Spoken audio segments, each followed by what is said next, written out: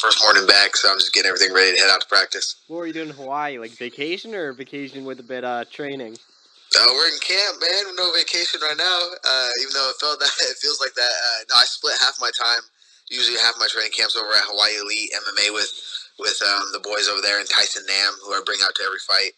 So I brought him the beginning of camp. He stayed a couple weeks over here, and then I went a couple weeks over there. Now I'm back to finish out over with my team.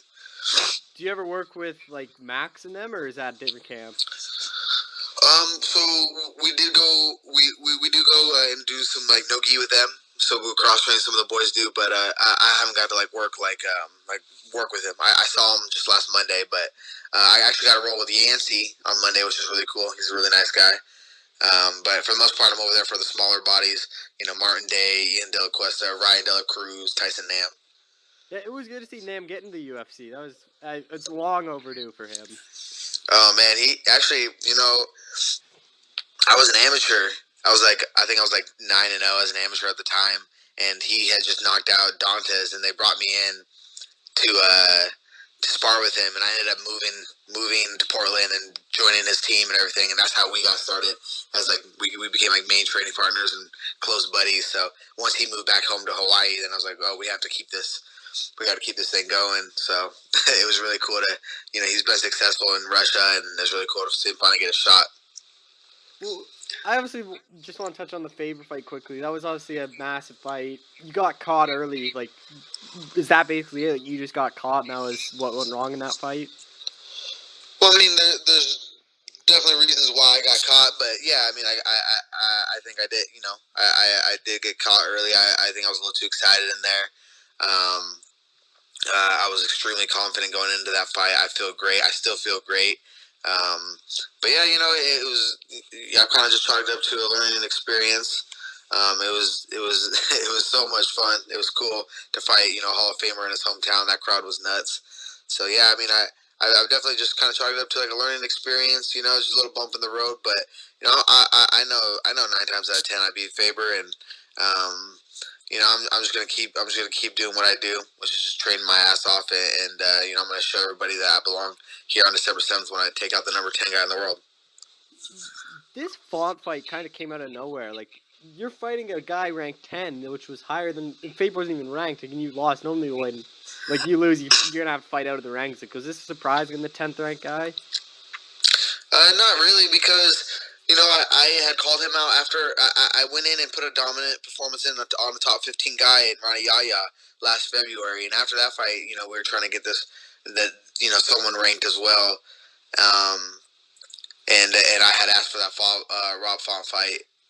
So when obviously I wasn't going to turn down a Faber fight or anything like that, even though he wasn't ranked. But I mean, it's a Hall of Famer, so I think the UFC knows where I belong, and they're also confident in my ability. So I think it's Font needed an opponent, and I've been asking for it, so so it just made sense. Font hasn't fought since December last year. Do you think that layoff is going to impact him at all?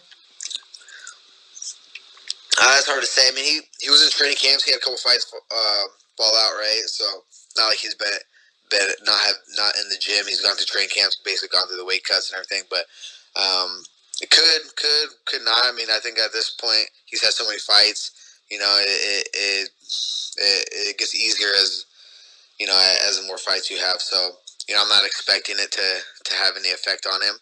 I'm expecting a freaking fight of the night type of fight.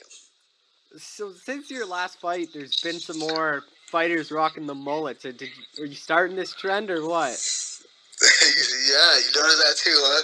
I swear every time I turn on the fights, there's somebody with a mullet.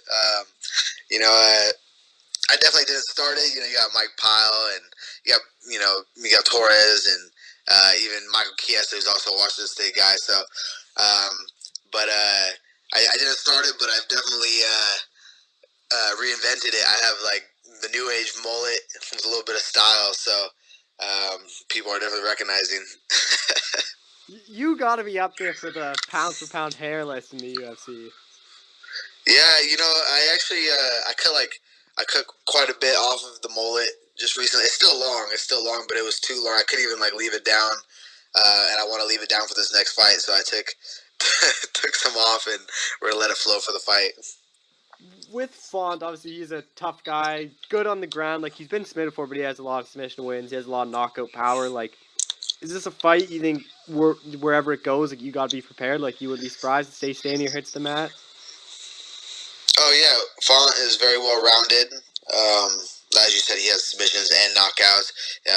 He definitely totally controlled Sergio in his last fight. But I'm a different beast than Sergio Pettis. Have better wrestling, and I think that's what's going to separate us. And that's what's going to really dictate this fight is who I'm going to be able to keep the fight where I want it. And like I said, Rob's great, but I'm totally confident in my abilities as well. So I think I'm going to get it done. With Sergio too, he was way smaller than Font in there. Like, do you think your size is going to be a factor? Because you obviously have good wrestling and wrestling defense, and the size kind of negates where Font had the advantage over Pettis. Yeah, I think that's definitely what it was. The way he was taking Pettis down was more of like a size thing with that body lock, and that's not going to happen to me. I feel,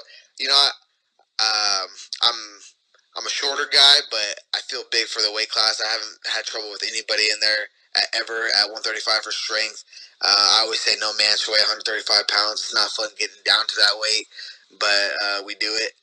So I feel like, I'm gonna be a lot stronger. Obviously, Font is top 10. Like, where do you see a win puts you? Do you think it puts you into that top 10 again? It's hard to say with the rankings and how it goes, but I did set a goal for myself this year in 2019 to hit top 10. And with all that activity that's been going on at bantamweight, Fob has moved to 10. Font has moved to 10, and I think it'll put me right around there. So yeah, I think it'll give me. I think I'm after that last fight, I'm sitting right outside the rankings, so it'll definitely push me back inside. With bantamweight too, no one talks about it as one of the deepest divisions. Everyone always talks about lightweight and welterweight. I think bantamweight is up there, if not the deepest division. Like, anywhere from 1 to 15, like, if you match anyone up, I think anyone could win or lose, no matter what. Like, do you agree with that? Like, bantamweight is that deep, and it really anyone from 1 to 15 can beat anyone at any time. Yeah, of course. Yeah, I think there's killers everywhere. I'm even looking, whatever. I'm a big fan of the fights as well. So I'm always watching like these other guys coming in. I'm like, dang, that guy's a savage. That guy's an animal, and they're not even ranked, So that's why, especially once I got into the top 15, I'm like, I'm trying to call out other ranked guys because it doesn't matter where I fight. Now I'm in the UFC. They're all gonna be tough fights. So I'd rather fight someone with a number next to their name. How do you see this fight playing out against Font? It could go a lot of different ways. Yeah, I think it's gonna be definitely interesting with the way he throws his straight punches and he mixes up the striking. But I think ultimately I'm gonna be able to dictate where the fight goes, and I'm gonna be able to put that pressure on him, and that's gonna be the story of the night. There's gonna be too much pressure. Well, yeah, I didn't want to touch that. Obviously, your pressure and cardio. Like, do you think that's going to be a big factor in this one? You being able to push the pace and keep it for 3 hard rounds. Always, that's what I do. I try to break people in there. Who are the main people you train with out in ATT Portland? We got a lot of these Bellator guys over there, like Chris Sunshine and Jake Smith. I got Austin Springer out here. He's been on the Ultimate Fighter Contender Series. Carson Fry, who's about to make it into a big promotion.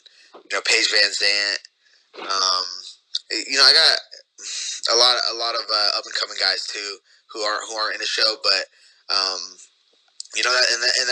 that's a big reason why I like to switch because we're pretty. We got a great team over here, but I've worked with Tyson Nam for so long. Like I was telling you, that's why once I get in camp, we like to make sure we keep getting work in together as well. Obviously, bantamweight, like we said, it's very stacked. How important is this one to win? Because losing 2 in a row really sets you back a ton. Yeah, it's so important to me. I haven't had to deal with too many losses on my record, and thinking about I don't put too much pressure on myself. I don't really think I can't lose this one too because then it's be too. It's just I'm gonna go out and do my thing, and I'm confident, but I have to be realistic as well. I can't be losing 2 fights in a row. And fighting on ESPN, because I know your last fight was on the ESPN Plus. What's it gonna be like fighting on main ESPN here? It's awesome. It's so cool. I've gotten the chance to fight on a lot of different platforms now, and I don't know, just the whole deal with ESPN has been super cool. Like, I think one time I was just sitting there, I got a notification. I think it was with the Faber fight and I just got a notification from ESPN on my phone. It had my name on it, so that was pretty cool. And this will be your third fight of 2019. Is that kind of the goal going into next year too? Is remain this active? More active. I like to stay a little bit more. Maybe like I like 4 or 5 fights a year. I like to make money. I like to beat people up. I don't like to. I don't. I'm always training. I'm not one of those guys who just trains during training camp. I get 2 to 4 workouts a day, even if it's just mid sessions or whatever. I mean, this is what I do. So I don't need to sit out for months at a time. How do you think Faber's gonna do against Yan? Because I think that's a super tough fight for him. Yeah, definitely a tough fight. Um, he's a smart guy. He's better, so I'm sure they have a good game plan. But yeah, Jan's a tough guy. That's gonna be a tough fight. But it'll be fun to watch. I think my plan is to I fight the week before them, so plan is to go there, get my win, and then head out to Vegas and watch those fights. So that'll be a good time. Well, yeah, there's a lot of bantamweight fights on that card too. It's a lot of guys that line up good for your timeline. Yeah, perfect. All right, well, Ricky, that's all I got for you. Thank you so much for doing this again. I really appreciate it.